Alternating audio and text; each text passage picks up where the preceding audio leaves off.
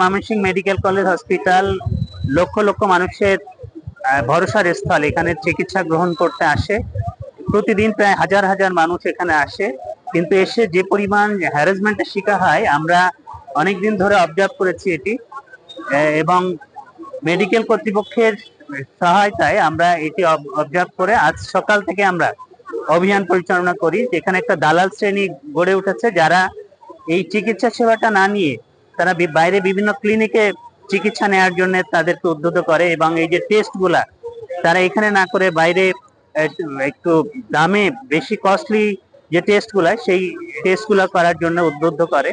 এখানে যে চিকিৎসা সেবা নেওয়ার জন্য যে লাইনগুলা দেয়া হয়, এই দালাল শ্রেণী এরা লাইনগুলা অকুপাইড করে রাখে এবং সাধারণ মানুষ যাতে এখানে না ঢুকতে পারে, যাতে বাইরের ক্লিনিকে যে চিকিৎসা নেয় এই ধরনের।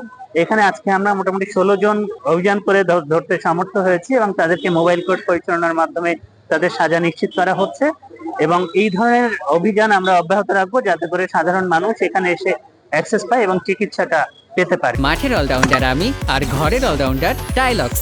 টাইলক্স টয়লেট ক্লিনার, ক্লিন মানেই টাইলক্স। যে বিভিন্ন রকম দালাল চক্র সাধারণ মানুষ সেবা পাওয়ার ক্ষেত্রে যে বিড়ম্বনার শিকার হয়, সেটা নিয়ে মানুষের বিস্তর অভিযোগ ছিল। সেই অভিযোগগুলো হসপিটাল কর্তৃপক্ষ জেলা প্রশাসক মহোদয়কে সরাসরি লিখিত আগে জানান প্রায় 1 থেকে 1.5 মাস আগে। তারপর আমরা বিভিন্ন সোর্স, বিভিন্ন নিরাপত্তা, বিশেষ করে র্যাব, তারা এখানে সরাসরি তাদের সোর্সের মাধ্যমে বিভিন্ন দালাল চিহ্নিত করে, এবং আমরা জেলা প্রশাসকের সরাসরি নির্দেশনায় এবং র্যাবের সহায়তায় আজকে আমরা অভিযান পরিচালনা করি।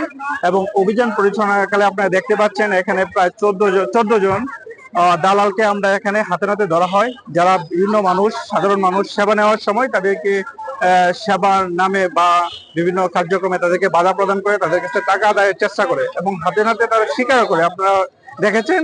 এবং তাদেরকে হাতে নাতে ধরা হয় এবং তাদেরকে দণ্ডবিধির 1860 এর 186 দ্বারা ভঙ্গের দায়ে তাদেরকে বিভিন্ন মেয়াদে কারাদণ্ড দেওয়া হয়েছে 14 জনকে। ভবিষ্যতে কোনো রকমের হসপিটাল কেন্দ্রিক বা সাধারণ মানুষের সেবা নিতে গিয়ে কোনো রকমের বিড়ম্বনার শিকার যাতে না হয় সেটা আমরা নিশ্চিত করবো, এবং এই অভিযান অব্যাহত থাকবে।